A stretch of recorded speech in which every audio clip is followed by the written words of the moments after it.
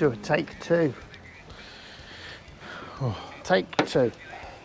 Okay, let's get your tapas back. But yeah, this has got kind of a citrus twang. It might just be dirty pipes, but it tastes a bit like IPA. Yeah. Indian Pale Ale, you'll be familiar with it. Thing, yeah. Okay, so we are now at pint number 3. 3, ching ching. Because the 2 we had before didn't count, because we weren't asking questions. Well, there you go. Now I'm going to sound like a load of piss heads the way this is going. Oh yeah. I'm absolutely cushy. Yeah, me too. I can totally remember the names of all the places where we're at. And this one is called Marcelo's. Marcelo Entre Tapas in Oaxaca. Platos de todo el mundo, so worldwide dishes. Yeah, it's quite a nice little place. This is after we had a free ice cream and an ice cream odyssey at... Oh, Twisters. Twisters Bar and Grill. Yeah, and fantastic ice cream, and really nice guy, Simon. We had 2 pints there. We've had a pot, and we got free ice cream. It was his father's birthday, so we got a little ice cream for that. And we had a lovely chat all about ice cream making. And this is Oaxaca Playa, by the way, not Oaxaca Village, which is a whole different place. But yeah, Oaxaca Playa. Yeah, definitely recommend it. Twisters, yeah, definitely come for next time. And this place as well, Marcelo, because they were about to shut up shop, but we convinced them not to. Yeah, so thank you here as well. Right, so question for you. One of the things I'm worried about is a time when I won't be able to do the things that I want to do, especially I won't be able to ride. So my thing is get everything done while I can. And then the things that I can't get done. What about for yourself? What have you got planned? Have you got a contingency plan, or what, you're going to give up biking at one point, or what are you going to do? I mean, I really don't have a bucket list because I feel like I've done everything I really want to do.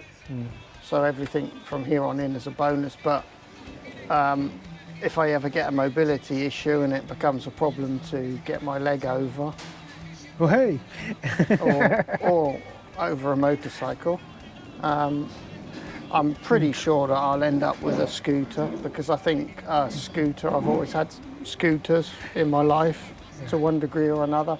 And I just think they're so practical.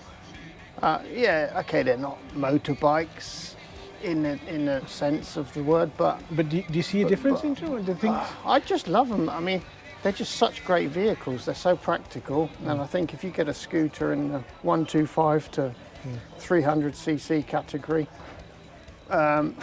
you can go on a motorway with them if you have to, and you know, they kind of have the fun of a 50. They feel light and chuckable, and they're good fun to ride, like a lunatic. Once you get beyond 300cc, you're kind of getting into the realm of like a Winnebago type thing. They're quite heavy scooters then, they're not as much fun. Yeah, the Bergmans and things. But yeah, I think really 125 would be ideal, because they'll do 70 odd miles an hour, so you could take it on the motorway if you had to. And you've always got under seat storage, and if that's not enough, you can get a top case. So with a scooter, you can go shopping, and on the weekends, you can go and have a blast in the mountains. So I think I'll always be on 2 wheels. If I can't ride a motorbike anymore, I'll get a scooter. Just a little side question carrying on from that. Why do you think there is a prejudice between, some people see people who ride on scooters as sort of a subclass, or they see them as not good enough to be so, well, it's kind of the same really as the, you have all these little cliques, don't you? It's like the Harley boys don't necessarily wave to anybody else, or the... but Phil does. Good morning. The adventure bros tend to ignore everyone else. If you're not on a GS, they don't wave. There's little cliques, but and also the trouble with the scooter is as well, you don't really necessarily recognise immediately whether it's someone that's got a bike licence or not, and I think that is part of it, because someone that's gone to the effort to actually take a bike test and get a bike licence. So if you're riding a 250 scooter, you've done the bike test. You could just as easily be riding a GS 1250. You're allowed to. So you are a biker in that sense. But obviously, from an optical point of view, it's a scooter. It could be a 125. People don't know. So I think that's really the basis of it somewhere, is that you're not a proper biker because people aren't sure that you've actually done your test.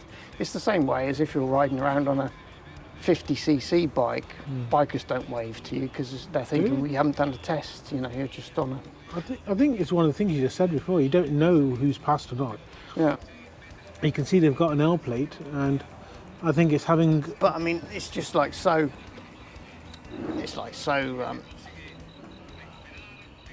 daft anyway. I mean, why do you have to have done a test? Just the fact that you've chosen two-wheel transport should be enough. You know, we're all in the same boat. You know, you didn't have to choose two-wheel transport, but you did. So that puts you nearer to me than someone that drives around in a cage all their life, you know, that hasn't even entertained the idea of having two-wheel transport. So for me, really, anyone that's on two wheels with an engine is part of our group. Community, Yeah.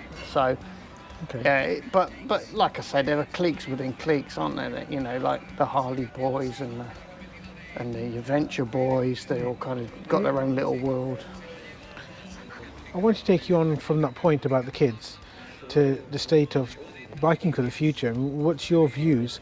Because the thing is, I think you've got an interesting position being here in Spain, and Spain's is quite a different biking culture to the UK.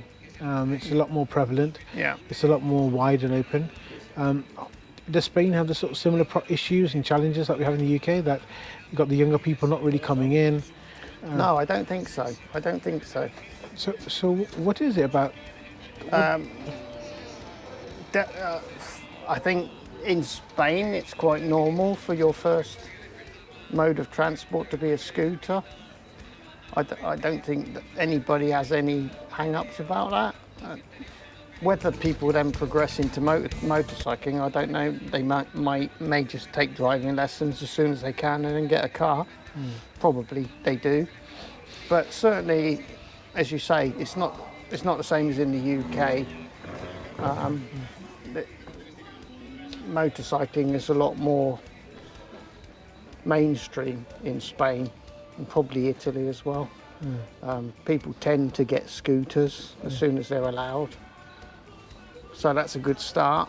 You know, you're on two wheels and then you might think, oh, this is good, I don't want a car, this is brilliant, I'll just get a bigger bike. So, but in the UK, I think a young person growing up today, they're not going to be badgering their parents for a scooter. They're going to be badgering them for driving lessons.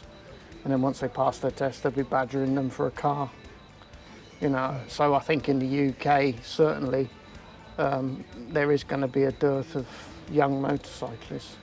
And I think motorcycling, we discussed it earlier, it's not going to be a realistic, it's not going to be viewed as a practical form of transport anymore. I think it's literally going to be a luxury item, it's going to be a hobby.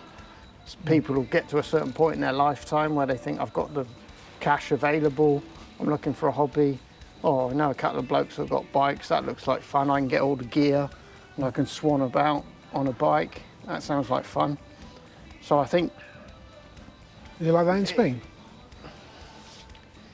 I think it will get there eventually. I think they're a little bit behind. I think they still view two-wheelers as transport.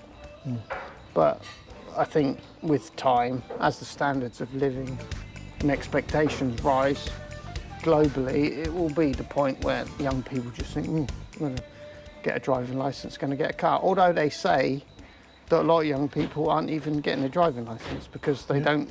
And I think that's the key. Private transport, personal transport is going to die out. I mean, it's not really necessary. It's not really clever. So I think whether it's cars or bikes, there's going to become a time when it kind of dies out, you know, because you can get an Uber or you can order an autonomous car to come to your house, take you somewhere.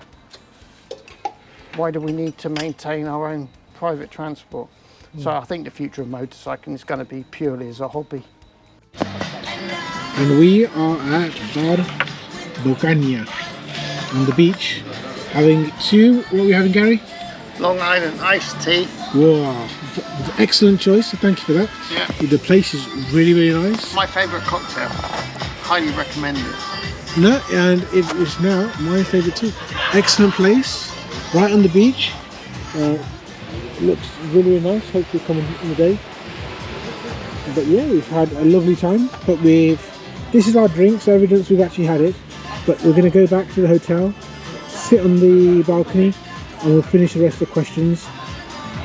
3 pints, 1 cocktail. So we're missing 2 pints, but we're not going to get them because all the bars are shut. So we'll do 2 whiskies instead. Yeah, I think you like that's pint level, isn't it?